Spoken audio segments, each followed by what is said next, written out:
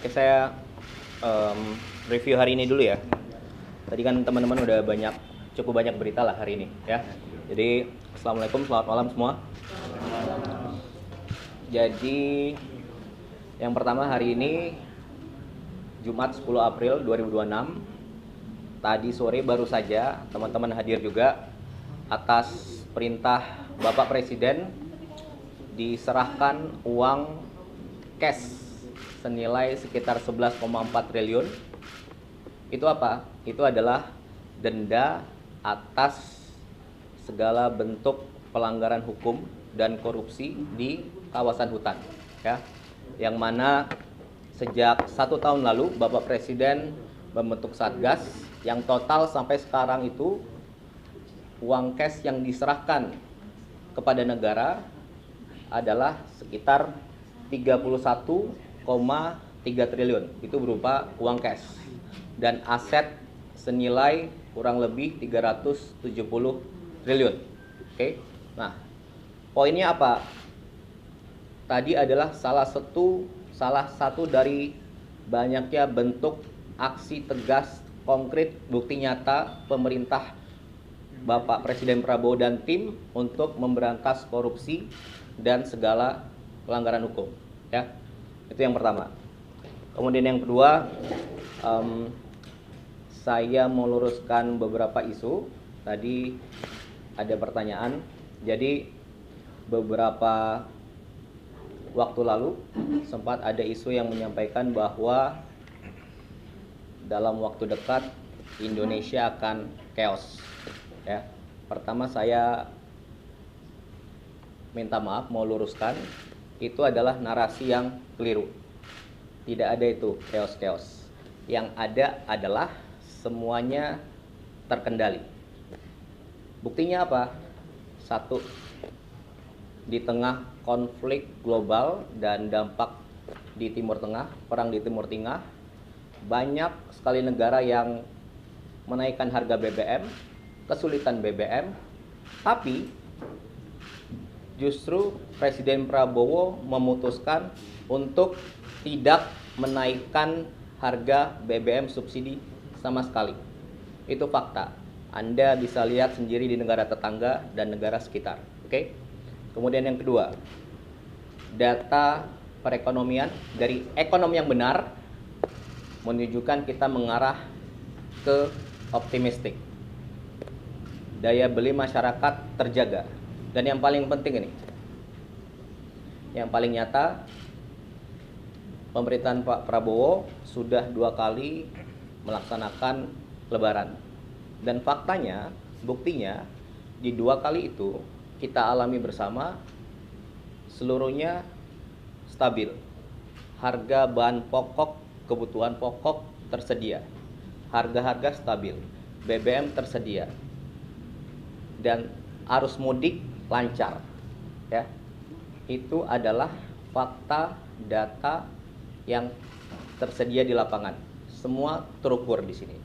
Jadi masyarakat jangan khawatir. Itu yang kedua. Kemudian yang ketiga saya mau jawab juga. Sekarang ini ada satu fenomena. Apa itu? Ada yang namanya inflasi pengamat. Jadi banyak sekali pengamat. Oke.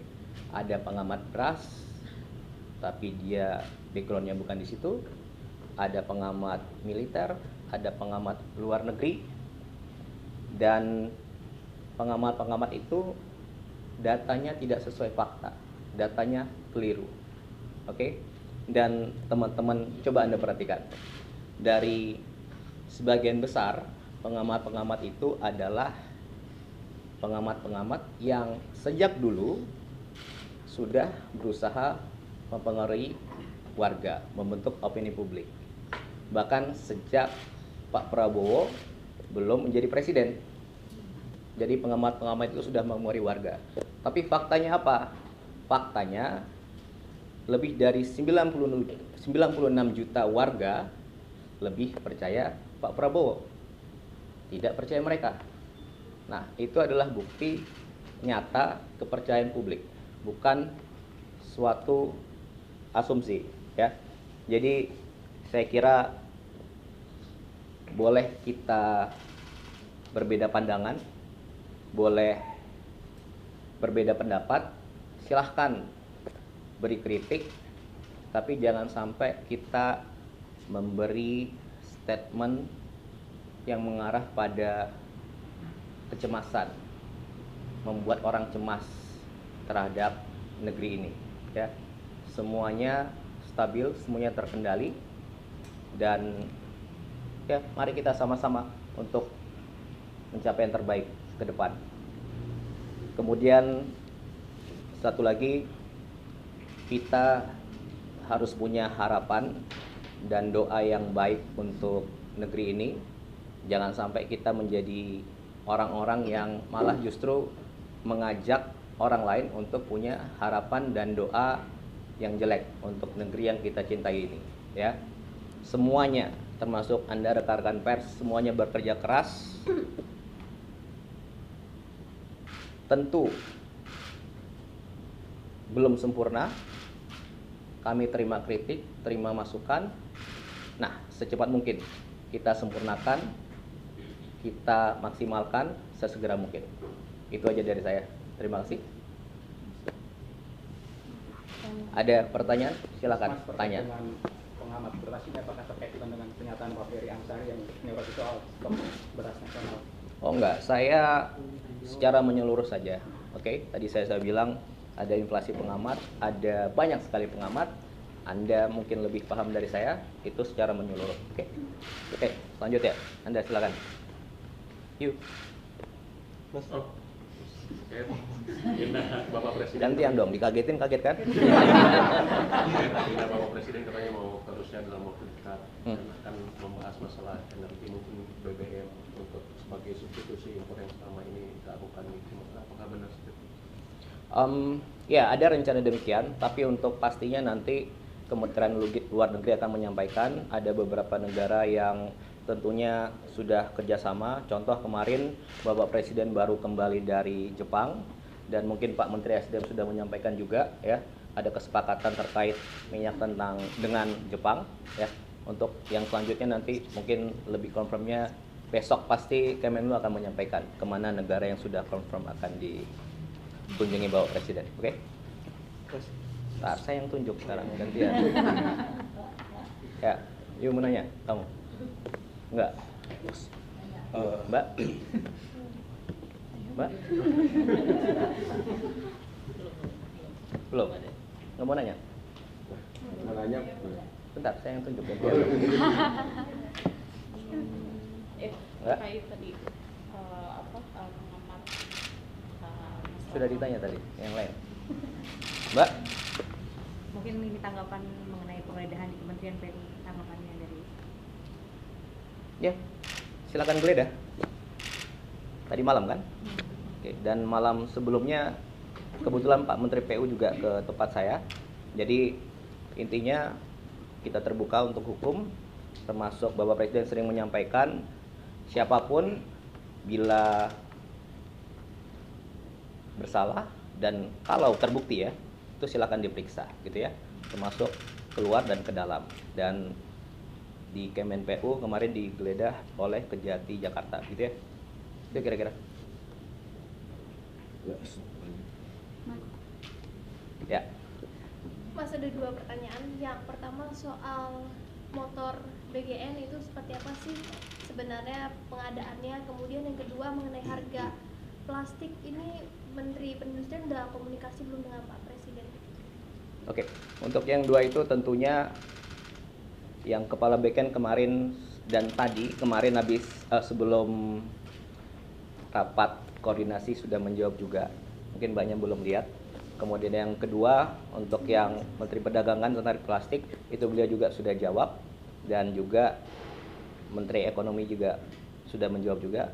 Nanti tolong dicek Dari aja Menteri kembali. Perindustriannya udah Ya, komunikasi, silakan. Mas? Saya, Mas. Ya. Soal ini, Mas, saya mau nanya soal terkait postingan Mas, kan sempat memposting pertemuan dengan Mas Wapres. Dengan siapa? Apa sih? Dengan Mas Wapres. Itu apa sih, Mas, isinya?